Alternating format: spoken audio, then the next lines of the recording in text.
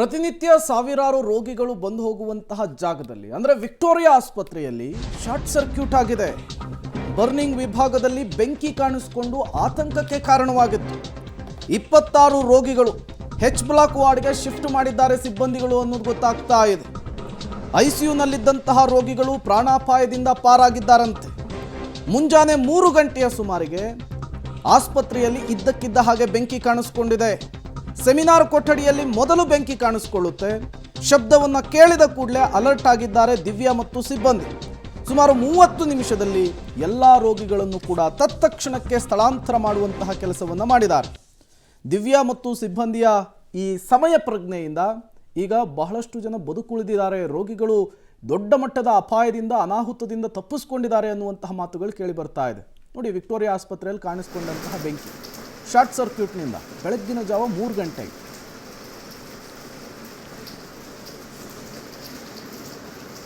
Victoria ಆಸ್ಪತ್ರೆಯ ಆವರಣದಲ್ಲಿರುವಂಥ ಸುಟ್ಟ ಗಾಯಗಳ ವಿಭಾಗದಲ್ಲಿ ಬೆಳಗಿನ ಜಾವ 3 ಗಂಟೆಗೆ ಬೆಂಕಿ ಕಾಣಿಸ್ಕೊಂಡಿದೆ. ಬೆಂಕಿಯನ್ನು ನಂದಿಸುವಂಥ ಕೆಲಸ ಮಾಡಿದ್ದಾರೆ. ದೃಶ್ಯಗಳನ್ನ ತೋರಿಸ್ತಾ ಅದರ ಬಗ್ಗೆ ಹೇಳ್ತಾ ಹೋಗ್ತೀನಿ. ನೀವು ನೋಡ್ಬೋದು, ವಿಕ್ಟೋರಿಯಾ ಆಸ್ಪತ್ರೆ ಆವರಣಕ್ಕೆ ಬಂದರೆ ರೈಟ್ ಸೈಡಲ್ಲಿ ಒಂದು ಸುಟ್ಟ ಗಾಯಗಳ ವಿಭಾಗ, ಮಹಾಬೋಧಿ ಸುಟ್ಟ ಗಾಯಗಳ ಕೇಂದ್ರ ಅಂತ ಒಂದು ಬರ್ನಿಂಗ್ ಸೆಂಟರ್ ಇದೆ. ಅಂದರೆ ಯಾರೆಲ್ಲ ರೋಗಿಗಳು ಬರ್ತಾರೆ ಸುಟ್ಟ ಗಾಯಗಳಿಗೆ ಬೆಂಗಳೂರು ಅಥವಾ ರಾಜ್ಯದ ಹೊರಭಾಗದಲ್ಲಾಗಿರ್ಬೋದು, ರಾಜ್ಯದಲ್ಲಾಗಿರ್ಬೋದು, ಇದೇ ಬ್ಲಾಕಲ್ಲಿ ಅವರಿಗೆ ಚಿಕಿತ್ಸೆಯನ್ನು ನೀಡಲಾಗುವಂಥದ್ದು. ನಿಮ್ಗೆ ಇಲ್ಲೇನು ವಿಂಡೋ ಕಾಣಿಸ್ತಿದೆ ಬ್ಲಾಕ್ ಆಗಿರುವಂಥದ್ದು, ನಿಮಗೆ ಮತ್ತೊಂದು ಭಾಗದಲ್ಲಿ ತೋರಿಸ್ತೀನಿ. ವಿಂಡೋ ಏನು ಕಾಣಿಸ್ತಿದೆ, ಇಲ್ಲಿ ಒಂದು ಪಿ ಜಿ ಸೆಂಟರ್ ಅಂತ ಇದೆ ಫಸ್ಟ್ ಫ್ಲೋರಲ್ಲಿ ಇರುವಂತಹ ಜಾಗದಲ್ಲಿ ಸೆಮಿನಾರ್ ಹಾಲ್ ಒಂದು ಪ್ಲಗ್ ಪಾಯಿಂಟ್ ಹತ್ರ ಬೆಂಕಿ ಕಾಣಿಸ್ಕೊಂಡಿರುತ್ತೆ. ಸರಿಸುಮಾರು 2:58ಕ್ಕೆ ಈ ಘಟನೆ ಆಗಿರುವಂಥದ್ದು. ಬೆಂಕಿ ಕಾಣಿಸ್ಕೊತಿದ್ದಾಗೇ ಇಲ್ಲಿ ಕಾರ್ಯನಿರತರಾಗಿದ್ದಂತಹ ಸಿಬ್ಬಂದಿಗಳು ಕೂಡಲೇ ಆಸ್ಪತ್ರೆಯ ಹಿರಿಯ ಅಧಿಕಾರಿಗಳಿಗೆ ಮಾಹಿತಿ ತಿಳಿಸ್ತಾರೆ. ಮತ್ತು ಆಸ್ಪತ್ರೆಯ ಒಳ ಆವರಣದಲ್ಲಿರುವಂತಹ ಸಿಲಿಂಡರ್ಗಳನ್ನ ಬಳಸಿ ಬೆಂಕಿನ ಆರಿಸುವಂಥ ಪ್ರಯತ್ನ ಪಡ್ತಾರೆ. ಆದರೂ ಬೆಂಕಿ ಕಂಟ್ರೋಲಿಗೆ ಸಿಗೋದಿಲ್ಲ. ಕೂಡಲೇ ಅವರು ಫೈರ್ ಡಿಪಾರ್ಟ್ಮೆಂಟಿಗೂ ಮಾಹಿತಿ ತಿಳಿಸಿ, ಮುಖ್ಯವಾಗಿ ಫಸ್ಟ್ ಫ್ಲೋರು ಮತ್ತು ಗ್ರೌಂಡ್ ಫ್ಲೋರಲ್ಲಿ ICU ವಾರ್ಡ್ ಇದೆ ಮತ್ತು ಪೇಷಂಟ್ಗಳಿದ್ದಾರೆ.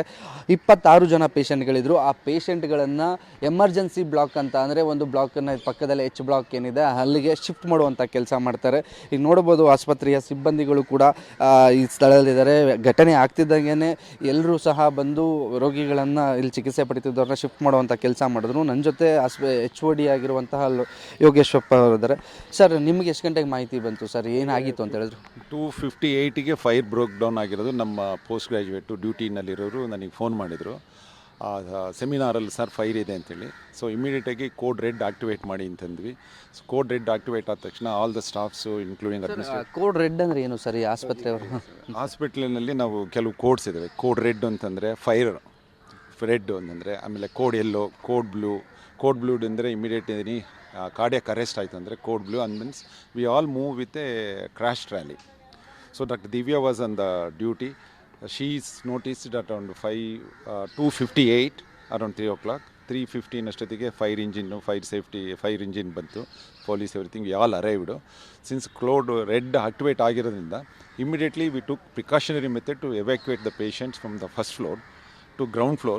Then immediately we took a decision to shift all the patients to a separate ward, where we had a ready ward kept for a COVID and H1N1 ward, and one ward is kept always ready with all the facilities for any major disaster, anything happens in the city or anywhere, to accommodate those patients. ನಾನು ಅಷ್ಟು ಮೊದಲು ಗಮನಿಸಲಿಲ್ಲ. Washroom ಹೋಗಿ ಹೊರಗೆ ಬಂದಾಗ ನೋಡಿದಾಗ ಬೆಂಕಿ ಇತ್ತು, ಪ್ಲಗ್ಗಲ್ಲಿ short circuit ಆಗಿತ್ತು.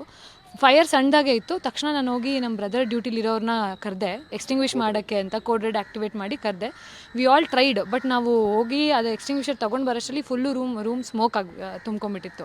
ಸೊ ಆಮೇಲೆ ನಾವು ಕೆಳಗಡೆ ಬಂದು ನಮ್ಮ ಸರ್ಗೆ ಮತ್ತು ಪೊಲೀಸ್ಗೆ, ಆಮೇಲೆ ಫೈರ್ ಎಕ್ಸ್ಟಿಂಗ್ವಿಷರ್ ಅವ್ರಿಗೆಲ್ಲ ಕಾಲ್ ಮಾಡಿದ್ವಿ. ಸೊ ಆಮೇಲೆ ಅವ್ರು ಬಂದು ದೇ ಕಂಟ್ರೋಲ್ ದ ಫೈರ್.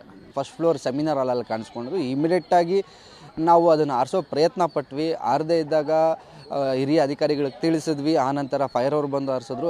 ಎಲ್ಲದಕ್ಕಿಂತ ಮುಖ್ಯವಾಗಿ ಇದು ಕೂಡಲೇ ಮತ್ತೊಂದು ಬ್ಲಾಕ್ಗೆ, ಅಂದರೆ ಮತ್ತೊಂದು ಕಟ್ಟಡಕ್ಕೆ ಶಿಫ್ಟ್ ಮಾಡುವಂಥ ಕೆಲಸ ಮಾಡಿದ್ವಿ. ತುಂಬ ಚಾಲೆಂಜಿಂಗ್ ಆಗಿತ್ತು ಮತ್ತು ದೊಡ್ಡ ಅನಾಹುತ ಮಿಸ್ ಆಗಿದೆ ಅಂತಲೂ ಹೇಳ್ತಿದ್ದಾರೆ. ಯಾಕಂದರೆ ದೇವ್ರ ದಯ, ಯಾರಿಗೂ ಏನೂ ಆಗಿಲ್ಲ, ಎಲ್ಲ ಸೇಫ್ ಆಗಿದ್ದಾರೆ ಅಂತ ಹೇಳ್ತಿರುವಂಥದ್ದು. ಕ್ಯಾಮ್ರಾ ಪರ್ಸನ್ ಗೌತಮ್ ಜೊತೆಗೆ ಮಾರುತಿ, ಪಬ್ಲಿಕ್ TV, ಬೆಂಗಳೂರು.